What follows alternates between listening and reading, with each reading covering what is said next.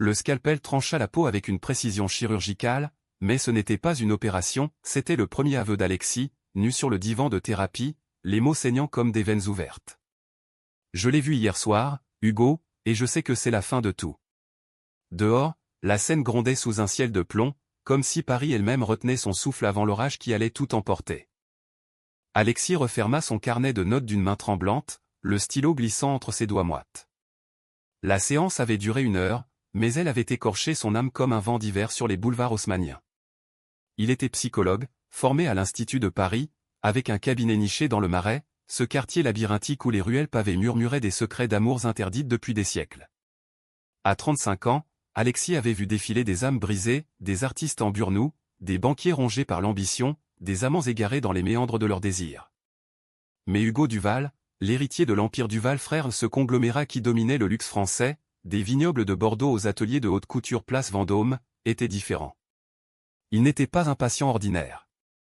Il était un ouragan déguisé en gentleman, avec des yeux verts comme les émeraudes de ses bijoux familiaux, et un sourire qui pouvait désarmer un jury d'assises. Tout avait commencé 3 mois plus tôt, par un appel anonyme. « Docteur Lemoine ? C'est au sujet de mon frère. Il a besoin d'aide. » Discrète. La voix était celle d'une femme, Héloïse Duval, la sœur cadette, une avocate acérée qui gérait les ombres de l'empire familial. Hugo, à 32 ans, avait frôlé la crise, une nuit d'ivresse au Ritz, une dispute publique avec un amant éphémère, et des rumeurs qui menaçaient de fissurer la façade impeccable des Duval. Il refuse les shrinks de la famille. Mais vous. On dit que vous êtes bon avec les âmes compliquées. Alexis avait accepté, par curiosité autant que par professionnalisme. Il n'imaginait pas que cette curiosité le mènerait au bord d'un gouffre. Leur première séance s'était déroulée sous un soleil pâle de printemps, filtrant à travers les voilages du cabinet. Hugo était entré comme un roi en exil, costume sur mesure de chez Dior, cravate en soie sauvage, mais les épaules voûtées, les yeux cernés par des nuits sans sommeil. « Je ne sais pas pourquoi je suis là, docteur. Peut-être pour me convaincre que je ne suis pas fou. » Sa voix, grave et modulée comme un vin de Bourgogne, portait l'accent traînant des élites parisiennes. Alexis s'était assis en face, notant la façon dont Hugo croisait les jambes, évitant son regard. Fou? Non, monsieur Duval. Juste humain. Et les humains, parfois, portent des masques trop lourds. Au fil des semaines, les masques étaient tombés, couche par couche. Hugo parlait de son enfance dans le château familial de la Loire, où les dîners étaient des champs de mines diplomatiques, son père le patriarche impitoyable le destinant à un mariage arrangé avec une héritière italienne pour sceller une alliance vinicole. L'amour? C'est un luxe pour les autres, docteur. Pour moi, c'est une faiblesse. Mais sous ces mots, Alexis décelait la faille, les nuits solitaires dans son appartement haussmannien surplombant les Tuileries, les flirts fugaces dans les backrooms du Silencio, et cette soif inextinguible d'un regard qui ne juge pas Hugo était gai, un secret enterré sous des strates de privilèges, et cela le rongeait comme un acide lent. Alexis écoutait, analysait, reformulait avec cette douceur française qui enveloppe les confessions comme un foulard de cachemire. Mais bientôt, les séances prirent une tournure intime. Hugo commença à poser des questions, « Et vous, docteur? Qu'est-ce qui vous a mené à fouiller dans les âmes des autres ?» Alexis esquivait, fidèle au code déontologique, mais intérieurement, il se surprenait à observer les mains de Hugo fortes, veinées, habituées aux rênes du pouvoir et à se demander ce qu'elles cachaient. Lui-même, célibataire depuis une rupture douloureuse avec un galeriste à Montmartre, portait ses propres cicatrices, un coming out tardif à 25 ans, une famille provinciale qui avait feint l'acceptation avant de s'effilocher dans le silence. Un soir d'été, après une séance particulièrement ardue où Hugo avait avoué un baiser volé à un mannequin lors d'une soirée à Deauville, un baiser qui avait déclenché une crise de panique, Alexis proposa une promenade. Les mots ont besoin d'air, parfois. Allons jusqu'au Pont-Neuf. C'était une entorse au protocole, mais Paris, avec ses ponts comme des veines ouvertes sur la Seine, avait toujours été son allié pour dénouer les nœuds. Hugo accepta, et sous les platanes centenaires, ils marchèrent côte à côte, l'air chargé d'odeurs de châtaignes grillées et de mystère. Vous savez, docteur, vous êtes le premier à me regarder sans pitié. Sans calcul. Hugo s'arrêta près d'une borne, allumant une cigarette gauloise avec un geste théâtral. Alexis sentit son pouce accélérer. Appelez-moi Alexis. Hors ces murs. Le nom glissa comme une invitation, et Hugo sourit ce sourire qui illuminait les campagnes publicitaires des Duval, mais là, il était vrai, vulnérable. Ils parlèrent jusqu'à la nuit, de Proust et de Genet, de l'hypocrisie des salons parisiens où l'amour gai se chuchotait derrière des coupes de Dom Pérignon. Quand Hugo effleura son bras pour saluer, ce fut comme une étincelle, le début d'un feu qu'aucun d'eux ne pouvait éteindre. Les séances suivantes devinrent des rituels. Hugo arrivait avec des cadeaux anodins, un livre rare sur la psychologie freudienne, une bouteille de Château Margaux, et Alexis les acceptait, se convainquant que c'était thérapeutique. Mais la nuit, seul dans son loft du Marais, il revivait ces instants, la courbe de la nuque de Hugo quand il penchait la tête, le timbre de sa voix quand il murmurait à Alexis comme un sortilège. L'attirance grandissait, tabou, irrésistible. Hugo, de son côté, confiait des rêves érotiques où un homme aux yeux bruns comme les vôtres le libérait de ses chaînes. Alexis rougissait sous son col amidonné, notant frénétiquement pour masquer son trouble. Puis vint l'automne, avec ses feuilles rougissantes sur les quais.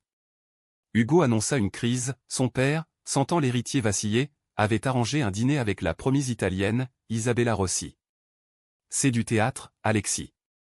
Mais si je refuse? L'empire s'effondre. Et moi avec. La voix de Hugo se brisa, et pour la première fois, il pleura des larmes silencieuses, dignes d'un roi déchu. Alexis, contre toute déontologie, posa une main sur son épaule. Vous n'êtes pas l'Empire, Hugo. Vous êtes un homme. Le contact s'éternisa, et dans le silence du cabinet, leurs regards se nouèrent. Ce soir-là, Hugo ne partit pas.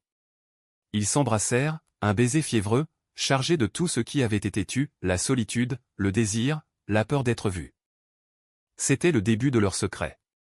Des nuits volées dans l'appartement de Hugo, surplombant les lumières de la tour Eiffel, où les corps s'entremêlaient comme des vignes sauvages.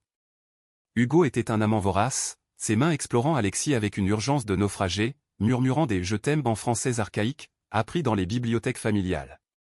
Alexis, plus retenu, offrait une tendresse infinie, soignant les plaies invisibles de son amant avec des caresses précises, comme un scalpel inversé. Il parlait des heures, nu sous les draps de lin égyptien, Hugo de son enfance volée, Alexis de son premier amour, un garçon de province qui s'était suicidé sous le poids du rejet. Nous sommes des survivants, disait Hugo, et Alexis acquiesçait, ignorant que la survie a un prix. Mais les ombres s'allongeaient. Héloïse, la sœur, flairait quelque chose. Lors d'un appel, elle avertit Hugo, attention aux distractions, frère. Père prépare le testament. Et Alexis, hanté par son serment hippocratique, se torturait, était-ce amour ou manipulation? Les séances reprenaient, masquées en thérapie, mais l'intimité les rongeait.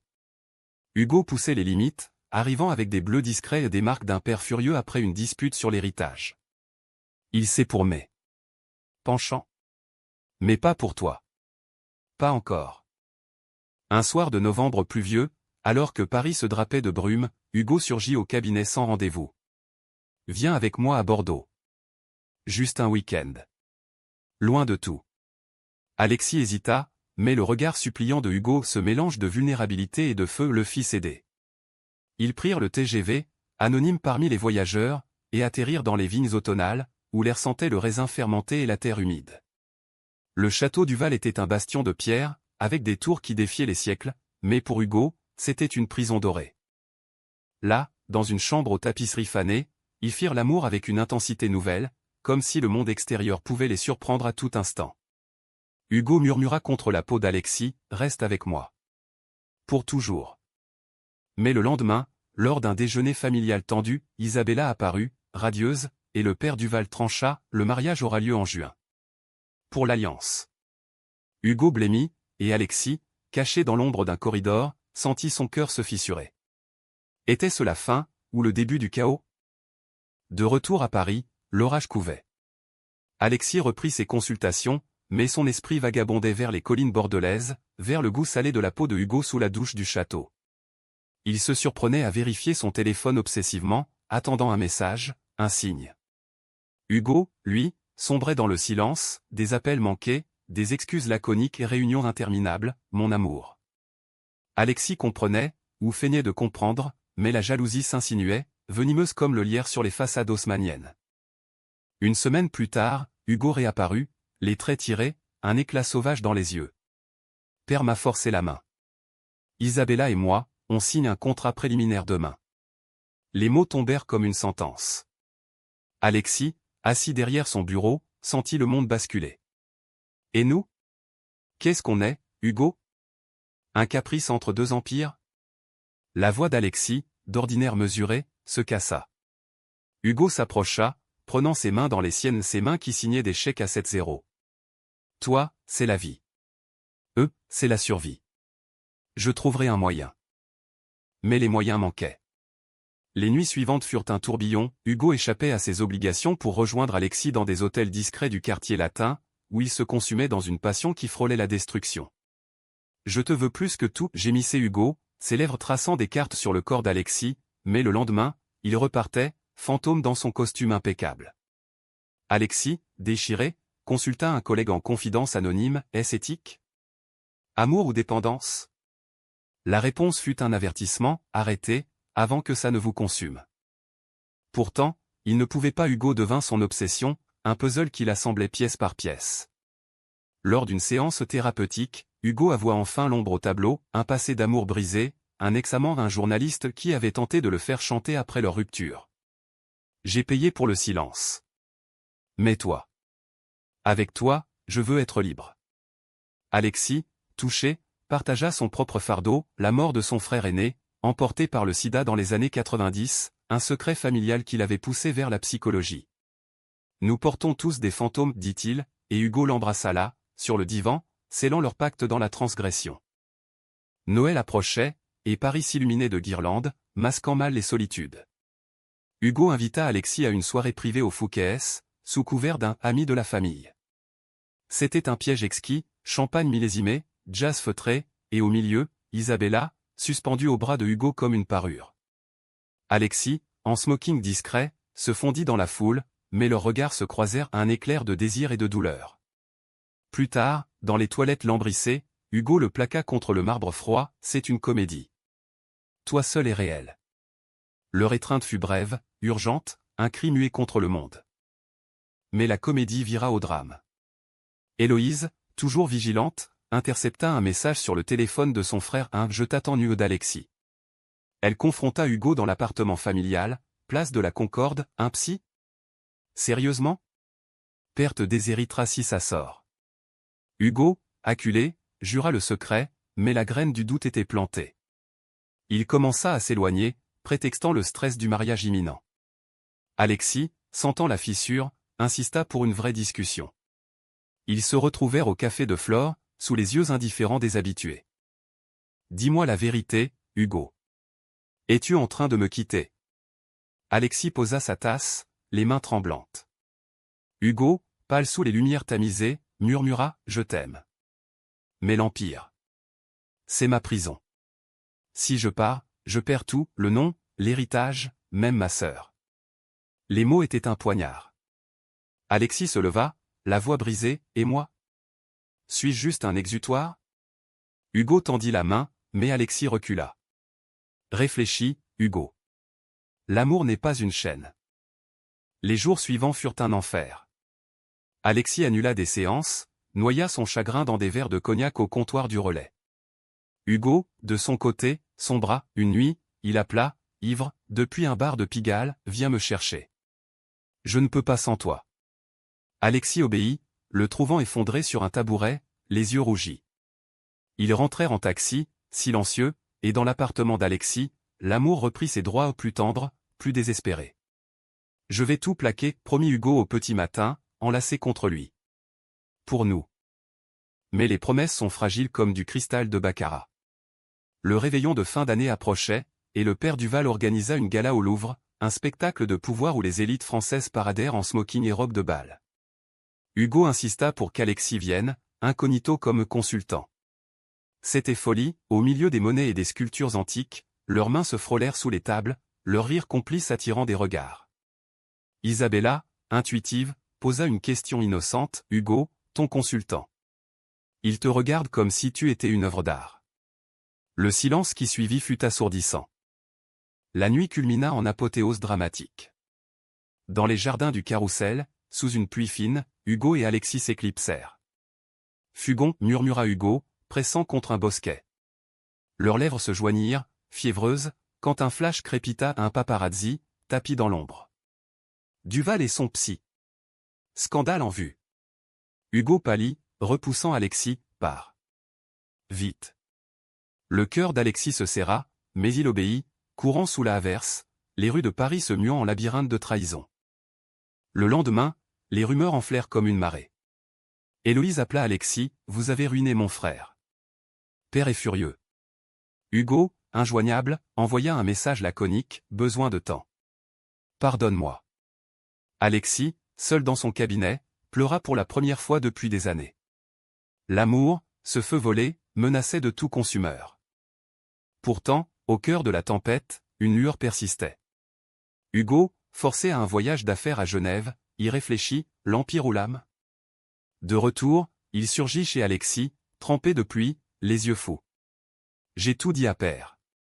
Le mariage est annulé. Les mots étaient une libération. Ils s'effondrèrent dans les bras l'un de l'autre, riant et pleurant, tandis que dehors, Paris scintillait sous les premières neiges. Mais la paix était illusoire.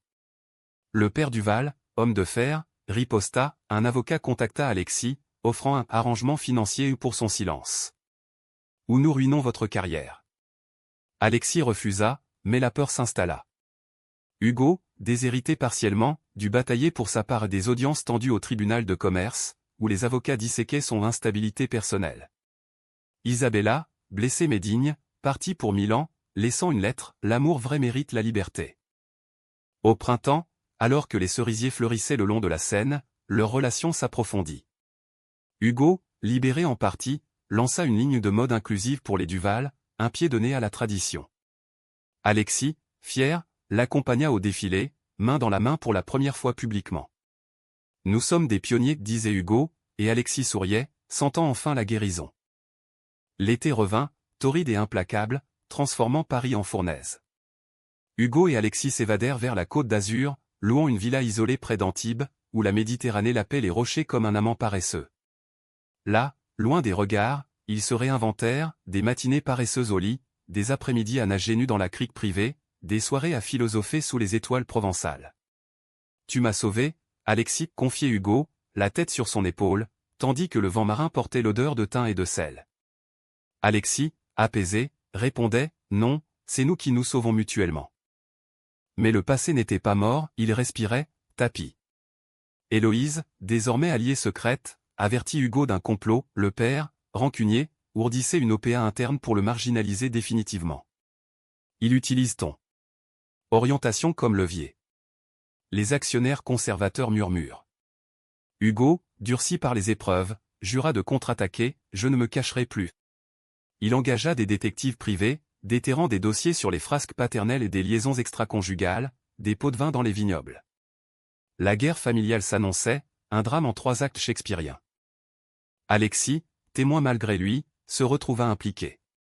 Lors d'une confrontation au château de la Loire, il accompagna Hugo, servant de bouclier moral. Le père Duval, un colosse aux tempes grisonnantes, les toisa dans la grande salle aux cheminées ronflantes, tu sacrifies l'héritage pour un caprice, fiston? Ce le moine n'est qu'un charlatan. Hugo, droit comme une lame, riposta, non, père. C'est de l'amour. Et l'amour vaut plus que vos millions. Alexis, silencieux, serra la main de Hugo sous la table, un ancrage dans la tempête. La riposte fut violente. Des fuites orchestrées dans la presse people, l'héritier Duval, un guet en crise, manipulé par son psy. Les tabloïds s'en délectèrent, titrant sur eux le scandale qui ébranle le luxe français. Alexis vit sa clientèle fondre des patients paniqués par l'association. Un collègue à l'Institut le convoqua, c'est de l'abus de pouvoir, Alexis. Démissionne, ou on te radie. La nuit, il se réveillait en sueur, hanté par des visions de Hugo brisé, de leur amour exposé comme un tableau volé. Hugo, lui, riposta avec panache. Dans une interview au Figaro, il assuma, oui, je suis gay.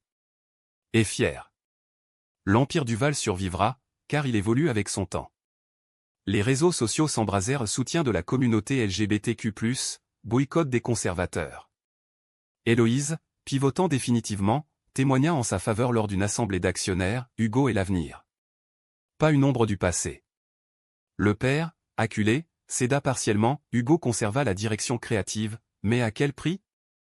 des nuits d'insomnie, des disputes où Hugo hurlait, et si j'avais tout perdu pour rien.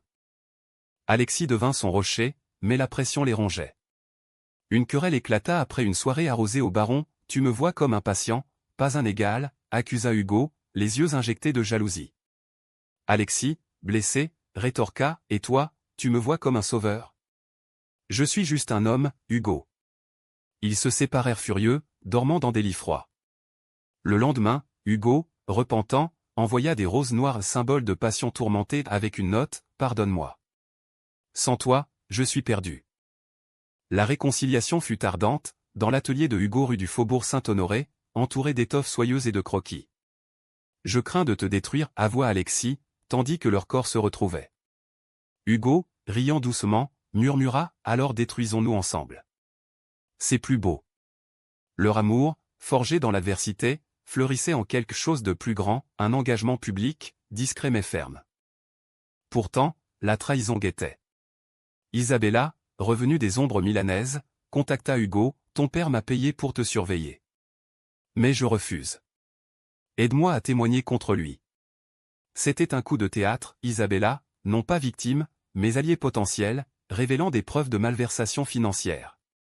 Hugo, stupéfait, organisa une rencontre secrète au café Angelina, sous les ors du Ritz. Pourquoi nous aider, demanda-t-il. Isabella, élégante en Chanel, sourit tristement, parce que l'amour, même non réciproque, mérite la vérité. Avec ses munitions, Hugo lança l'offensive finale, une plainte formelle pour abus de pouvoir, étayée par les documents d'Isabella. Le père Duval, traîné en justice, vit son empire chanceler action en chute, partenaire qui fuyait. Dans la tourmente, il implora Hugo lors d'une visite en prison provisoire, « Reviens, fils. » Tout ça pour un homme. Hugo, le cœur serré, répondit, « Pour moi, père.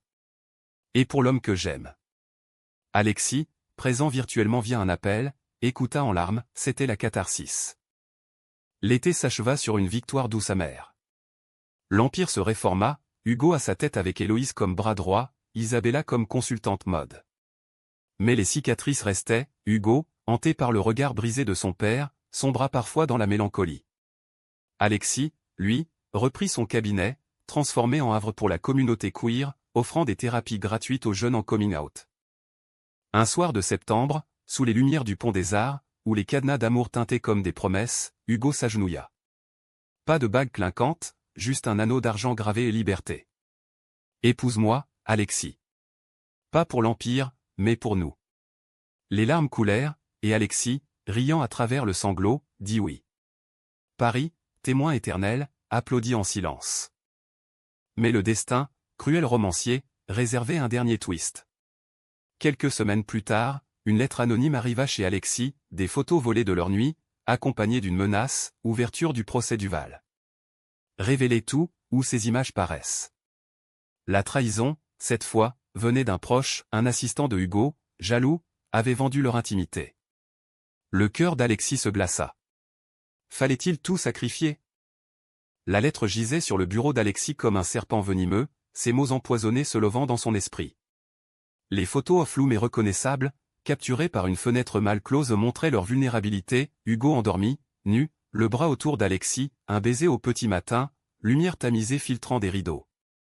Le chantage était clair, témoigner contre Hugo au procès pour fraude, ou voir leur amour étalé dans Paris Match, ruinant non seulement leur intimité mais la fragile réforme de l'Empire.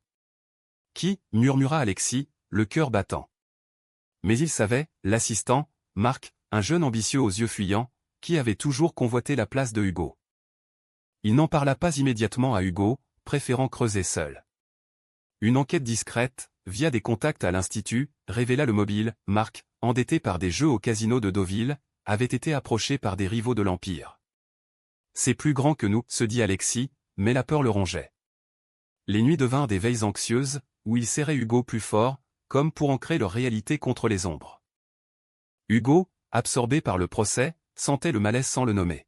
« Tu es distant, mon amour. » Le stress, demandait-il, caressant le dos d'Alexis dans leur nouveau nid, un appartement partagé rue des Francs-Bourgeois, mélange de livres jaunis et de flacons de parfum Duval. Alexis mentait, souriant faiblement, juste les fantômes du cabinet.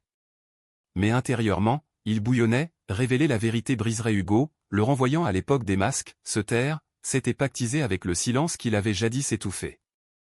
Le procès s'ouvrit au palais de justice, un colosse gothique où les échos des jugements passés résonnaient comme des avertissements. Hugo, en témoin clé, défendit l'Empire avec éloquence, mon père aéré, mais Duval renaît. Héloïse, à ses côtés, produisit les preuves d'Isabella, transfert douteux, alliance occulte. Le père Duval, vieilli en cellule, plaida coupable pour atténuation, mais son regard sur Hugo était un poignard, tu m'as trahi, pour lui. Le huile visait Alexis, absent mais omniprésent. C'est alors que le chantage frappa.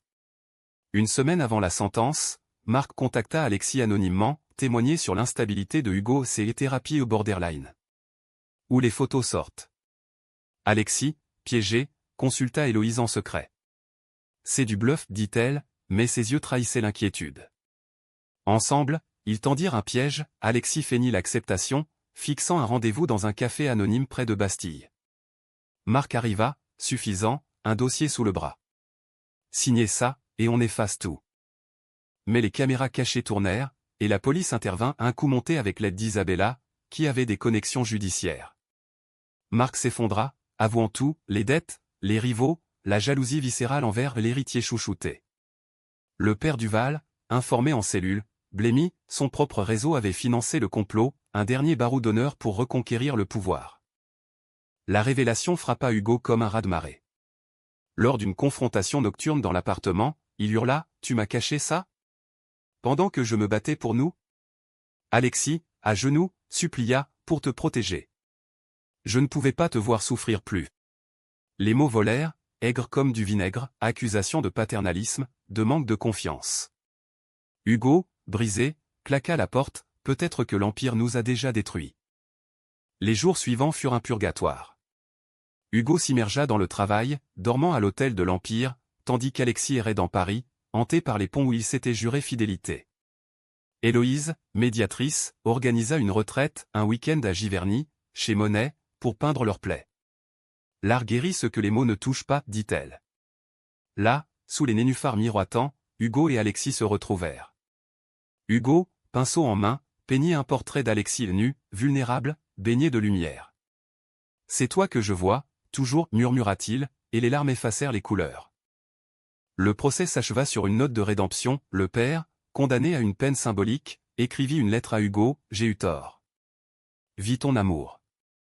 C'est le vrai héritage. » Libéré, Hugo rentra, et leur réconciliation fut un feu renaissance, corps et âme entrelacés, promesse renouvelée sous la pluie fine de l'automne. Pourtant, la cicatrice persistait. Alexis, confronté à une enquête déontologique sur leur relation initiale, risqua sa licence. C'était thérapeutique, ironisa un père. Il plaida l'humanité, l'amour n'est pas un crime. Soutenu par Hugo, qui témoigna publiquement « Il m'a guéri, pas manipulé, il fut blanchi », mais choisit de réorienter, un centre d'aide pour couples queer, financé par une fondation Duval. L'hiver arriva, neigeux et purificateur. Hugo, transformé, lança une campagne, Duval, l'amour sans frontières, avec des mannequins LGBTQ+ en vedette. Isabella, partenaire inattendu, signa les visuels. Héloïse, enceinte d'un bonheur discret, devint tante honorifique.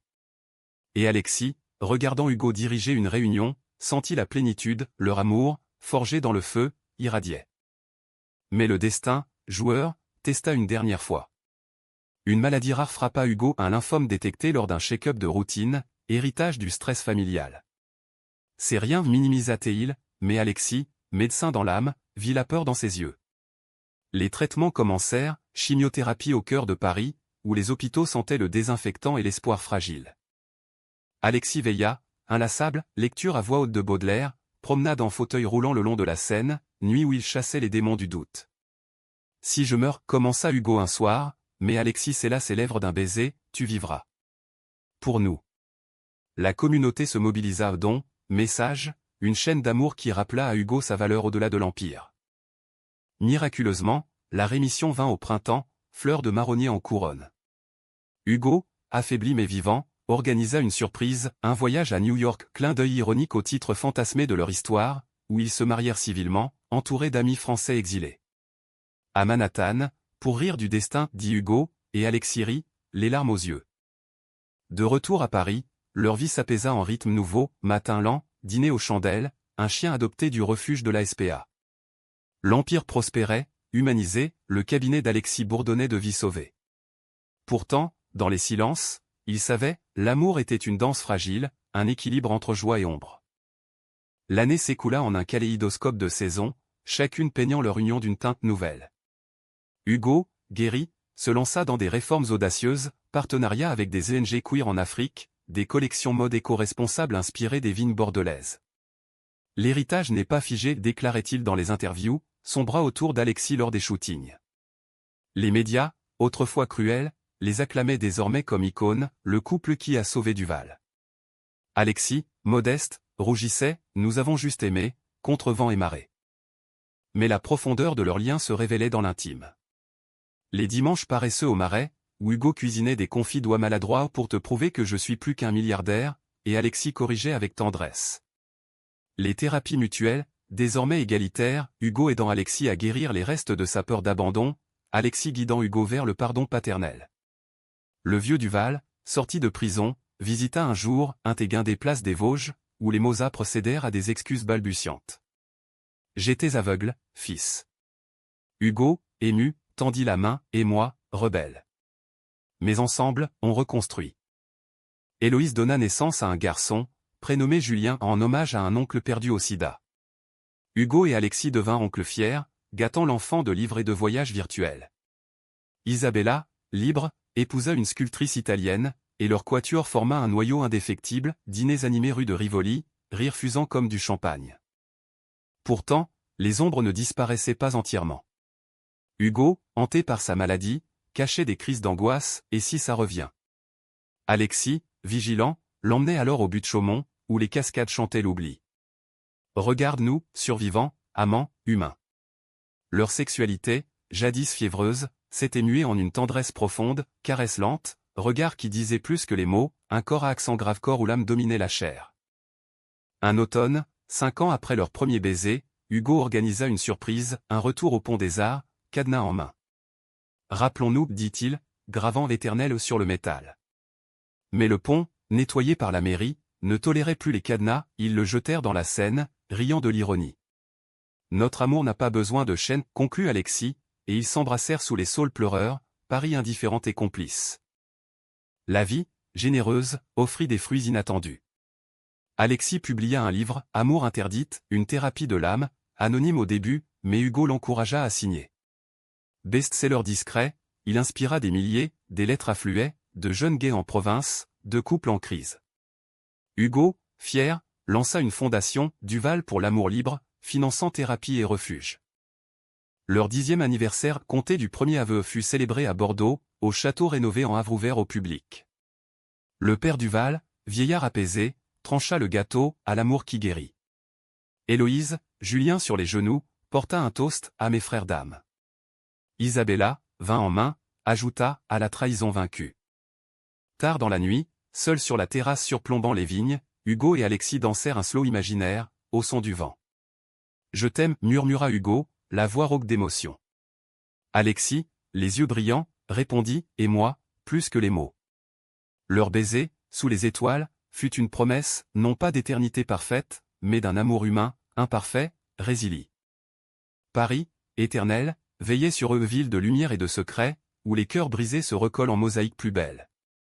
Hugo et Alexis, deux âmes entrelacées, marchaient désormais sans peur, psychologues et héritiers, amants et égaux, témoins que l'amour, même né dans la tourmente, fleurit en humanité profonde. Et dans ce fleurissement, ils trouvèrent non la fin, mais l'infini, un horizon où chaque jour était une renaissance.